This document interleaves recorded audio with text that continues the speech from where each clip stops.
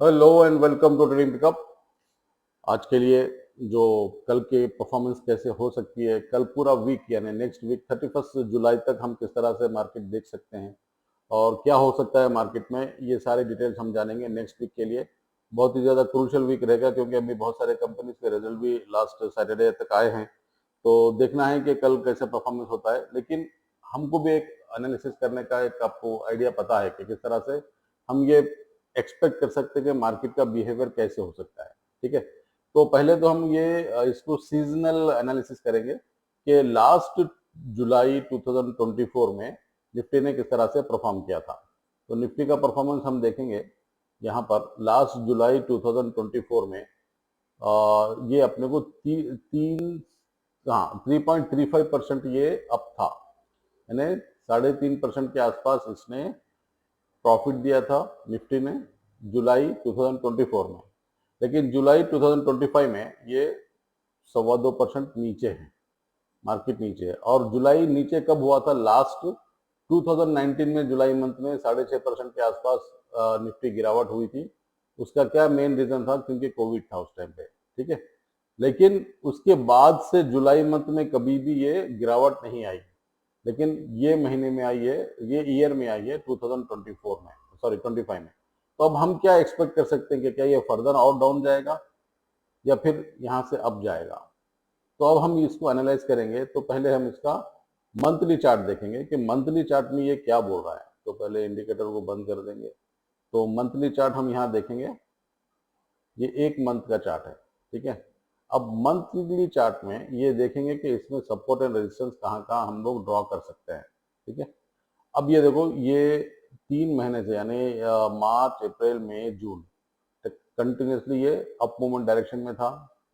ठीक है, अब ये डायरेक्शन क्या हो गया जुलाई में ये भी करेक्ट किया है तकरीबन 2.25%। तो अभी और फर्दर कहां तक आ सकता है? अगर ये कैंडल को और पूरा कवर करना है तो इसको मंथली लो को ब्रेक करना पड़ेगा। ये है इसका मंथली लो जो 24,470 के आसपास है। ठीक है, और अगर इसको यहां से रिट्रेस करना है, तो ये कहां से कहां तक और नीचे आ सकता है? ये लेवल की आके यहां से वो रिटर्न हो सकता है, यानी 24,968। तो अभी एक 50-60 पॉइंट नीचे आके फिर वहां से जा सकता है। लेकिन क्योंकि यहाँ पर अभी नेगेटिव न्यूज है, जियो पॉलिटिकल इश्यूज, कुछ इश्यू ज्यादा है, तो हम ये गेस कर सकते हैं कि मार्केट और फर्दर नीचे आ सकता है। तो पहले हम मंथली टाइम फ्रेम से अब डेली टाइम फ्रेम में कन्वर्ट शिफ्ट हो जाएंगे। तो डेली टाइम फ्रेम में क्या सिनेरियो है वो देख लेंगे। तो ये डेली टाइम फ्रेम का ये निफ्टी का चार्ट है। तो डेली टाइम फ्रेम में देखिए, ये 1 2 3 4 साइडवेज था मार्केट, लेकिन 5वें दिन उसने अच्छी गिरावट देखी है। तो अब क्या हो रहा है? देखो यहाँ पर वॉल्यूम भी सबसे ज्यादा है, राइट?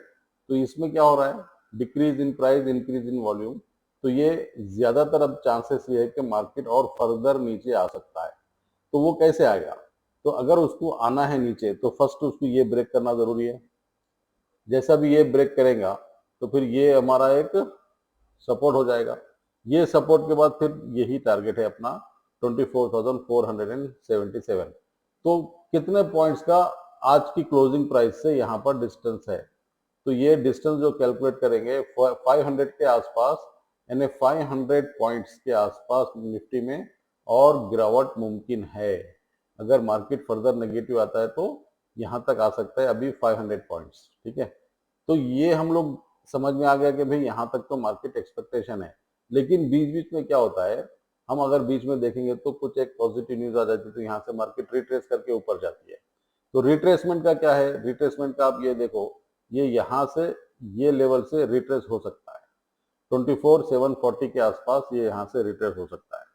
तो हम लोग अभी ये देखना है कि कल मार्केट अगर ये कल का लो ब्रेक कर देता है, कल का लो कौन सा है? ये लो है कल का। ठीक है, 24,926। तो अपने को ये टारगेट तो पक्का मिलने वाला है 24,736, यानी 200 पॉइंट के आसपास हमको यहाँ पर गैप दिख रहा है।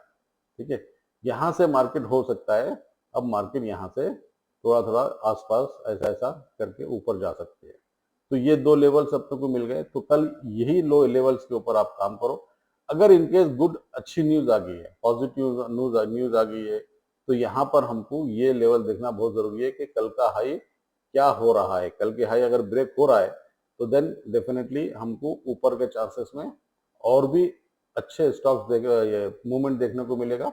और जैसा भी ये मूवमेंट होगा तो स्टॉक्स में भी अच्छे खासे मूवमेंट देखने को मिलेंगे। तो ये निफ्टी का एनालिसिस हो गया। अब कल के लिए हम स्टॉक्स देखेंगे तो कौन से स्टॉक हमारे रडार में आए हैं हम वो देखेंगे, ठीक है। अभी ये देखिए यहाँ पर ये मेरे जो पोजीशन स्ट्रेटजीज है इसके अंदर कितने ऐसे स्टॉक्स है जो फ्राइडे अच्छा परफॉर्म किए और आगे मंडे भी अच्छा परफॉर्म करने वाले हैं।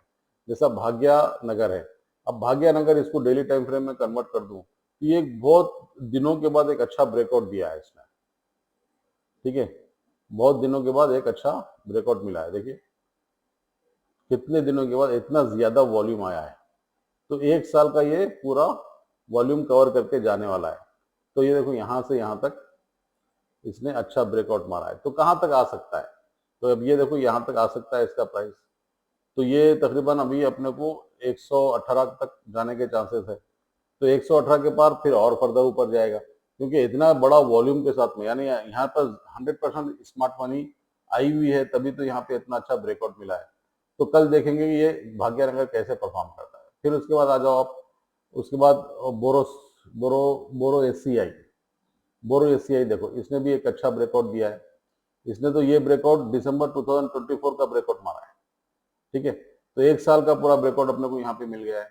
प्लस प्लस फिर यहाँ पे आ गए।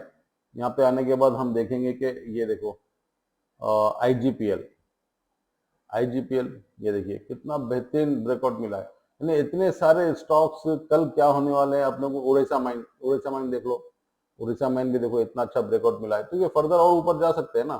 तो ऐसे स्टॉक्स को ढूंढ के लेके, और बहुत सारे लोग आज भी शुरू कर दिए ऑप्शन ट्रेडिंग को भूल रहे हैं और स्विंग ट्रेडिंग कर रहे हैं। चाहे आपके पास 10,000 रुपए रहते कि नहीं, आप स्विंग ट्रेडिंग करो, ये पैसा आपके पास रहता है। ऑप्शन ट्रेडिंग में ये पैसा आपका निकल जाता है।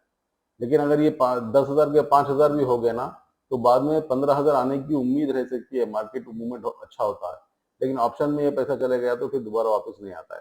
तो जितना हो सके न्यू ट्रेडर्स, न्यू ज्वाइनीज जितने भी है, ये कोशिश करो कि इसमें ज्यादा से ज्यादा एक्सपर्टीज हासिल करने की।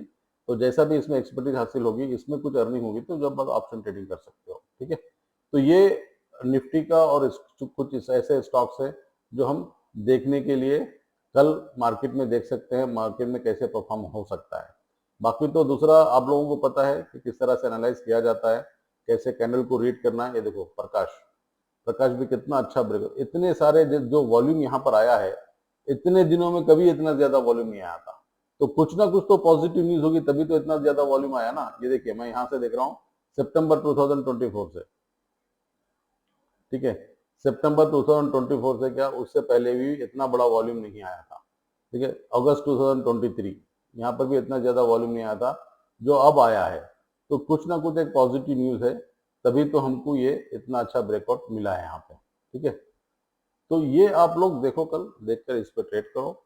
और स्विंग ट्रेडिंग के लिए बेटर ऑप्शंस आपके पास अगर स्कैनर है तो वो देख लो, नहीं तो फिर आप अपना हिसाब से ट्रेड करो, ठीक है। Thank you very much.